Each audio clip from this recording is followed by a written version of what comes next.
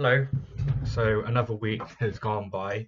I can't quite remember what I talked about last week, but this week I thought I'd talk about just kind of the coronavirus and how that's affected how we work and how I'll first start about how it's kind of affected me. Um, so I went into lockdown about March time, so that meant I went home from university. I was quite lucky and was able to get all my uni work done fairly easy as well. And it is a bit of a shame. I still have to pay my rent for my uni home, but it is what it is. Um, so yeah, that went all quite smoothly, and I was quite lucky compared to a lot of other people who lost their jobs and whatnot. And I was also quite lucky in the sense that I was able to work over the summer. So over the summer, I worked as a domiciliary carer, so I still worked there, and um, yeah, it was really useful and always good to get that money, and also a very rewarding job. Um, so as for the charity organisation I'm working for, they were hit quite hard by it. Um, so they stopped most of their in-person operations in March as well when we were all put into lockdown. Essentially, everything went online, or what could go online anyway. A few of their projects had to stop entirely, such as their shop mobility projects, which I talked about before, which rents out mobility scooters to people in the city with disabilities so they can shop and use the city in general.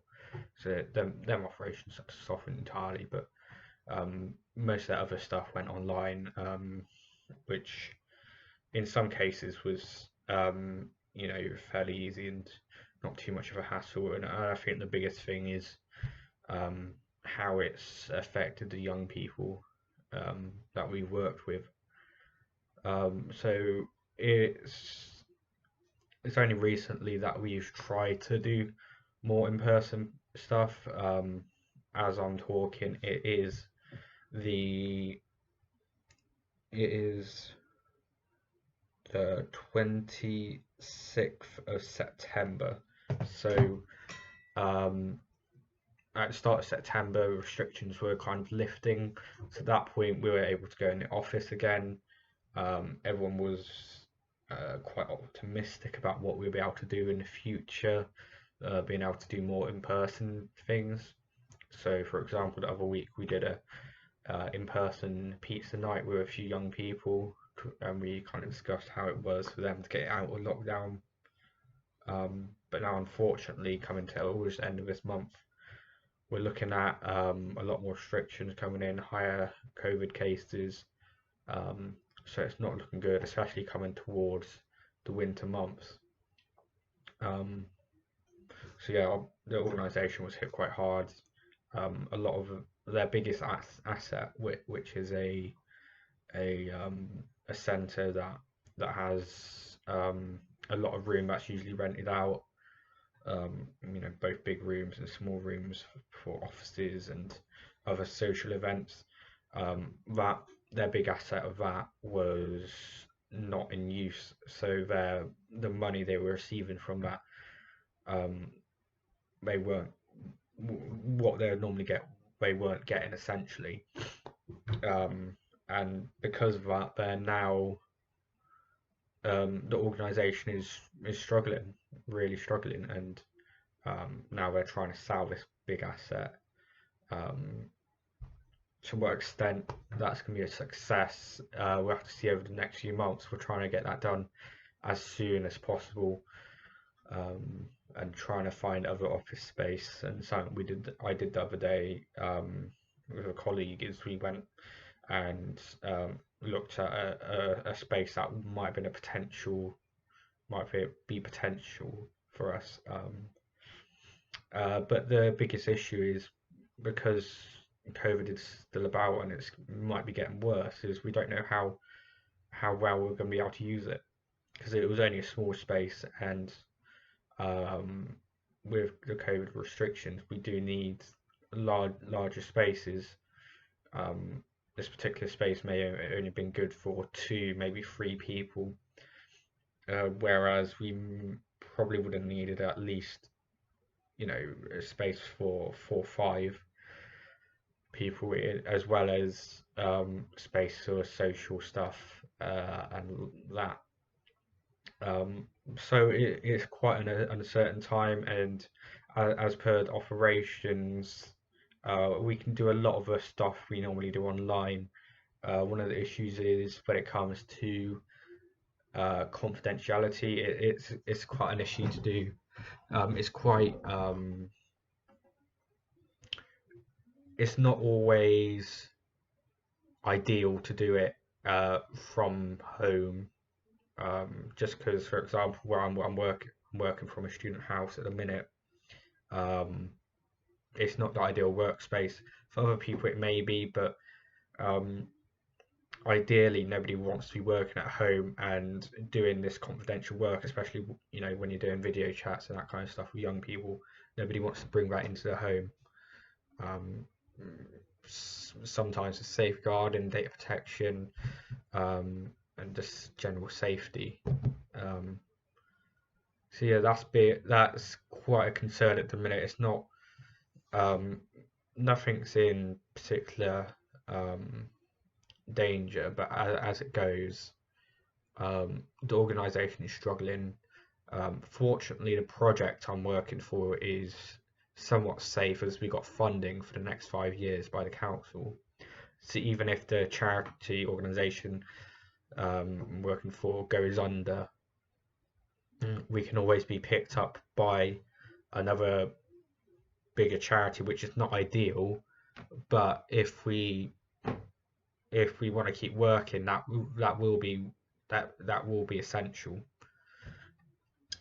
Um, Another big thing thinking about with the coronavirus is and one of the biggest issues it's brought about is for the young people and their own mental health. Something I've seen once speaking to some of the young people is um, how the impact that's really had on them, both in a sense of them seeing the news and seeing everything bad that's going on at the minute, but also the fact that they're stuck inside. They've not got many people around them apart from their families, which may be very supportive, but um, sometimes they need extra support, or they need friends around them, and it's not always easy in that sense. Um, Especially when they may have you know the average person has really struggled, the average child has really struggled through this pandemic, and it's made even worse when they require this extra support, but it may not always be easy for them to access it. So for example, some young people may have trouble accessing technology or the internet and certain stuff like that. So normally when they can kind of bypass that by doing stuff in person, the coronavirus has really affected that. So some people have really been struggling with using Zoom and other video conferencing apps, which means communicating with them has been more difficult. Even over email, that's been a real struggle, and it makes me think about how some of these young people have been affected, especially with the issues with the GCSE results and A-level results. I think that's particularly worrying, how they've been affected, as well as those young people who are normally very isolated. This is going to be even worse for them. Um, and it is all very worrying. And I mean, for me, I've been quite lucky over the pandemic. Um, Things could have gone better, but I've been quite lucky in what I've been able to do, and my finances are somewhat secure. Um, so it does make you think a bit more when I look at our organisation as a whole and the young people we're supporting. Um, about that. And I mean, yeah, as it goes, the the charity's future is not certain, but our project is still going ahead, very strong. As I said, we still got funding, so my placement is not a jeopardy at all, which is brilliant. And yeah, it's really hard to say um,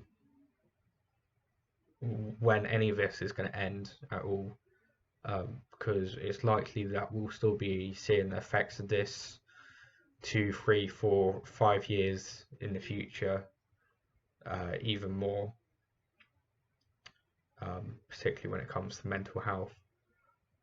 Um, but on the other hand, I, I do believe that it will also change how a lot of the services will work for young people, which, although this isn't good at the minute, any change that comes out of it will be excellent in the ways they work and the ways they communicate with young people. Um, in planning and um, just I guess just in the way they listen and work with them. Um, and I mean the concern is at the minute is that if we're going into another lockdown, how is that going to affect the young people? That's going to because it's already taken a hit on their mental health, and I think we believe that another lockdown will massively um, massively affect young people negatively with their mental health over the winter.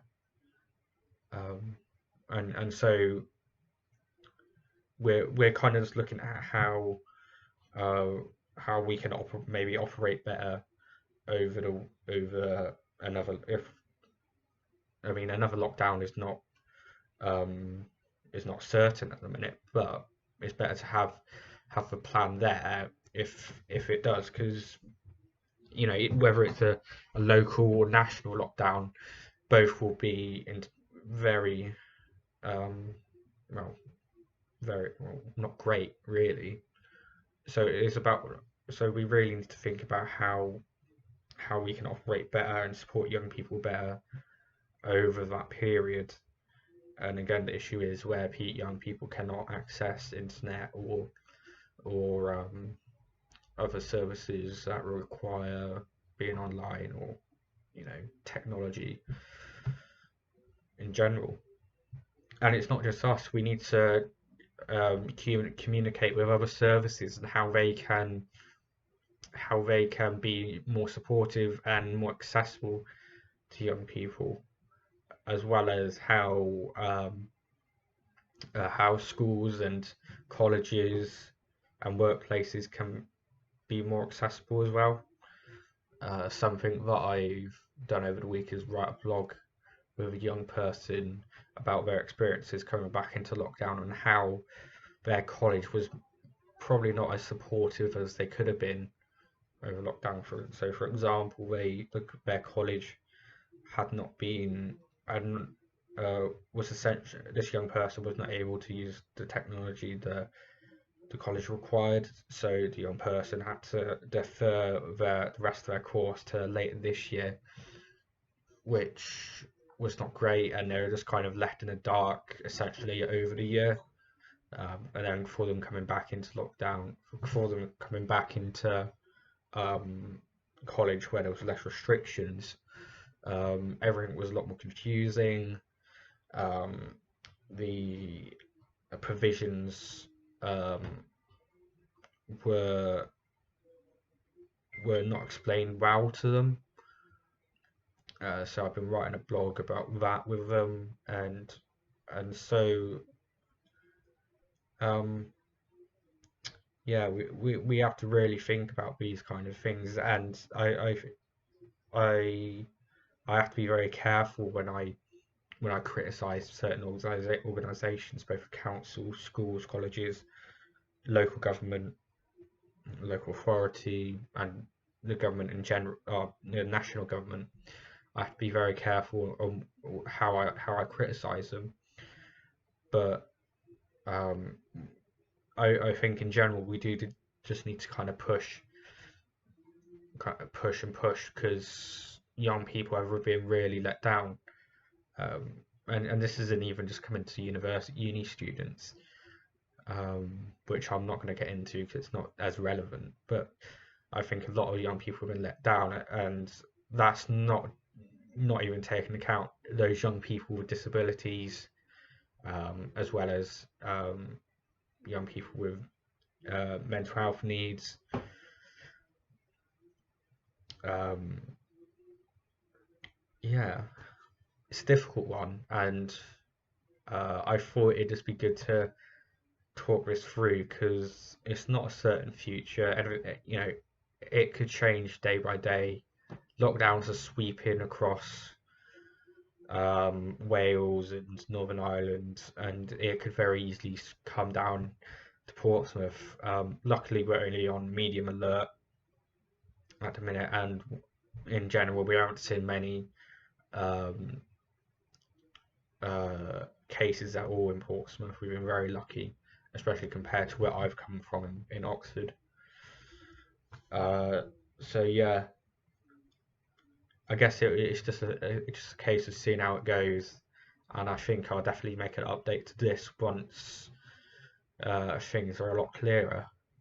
Because I mean, at the minute we're looking at a 6-person limit um, to meeting people, but the issue with that is that as a charity we are exempt, but on the other hand we want to keep our young people safe.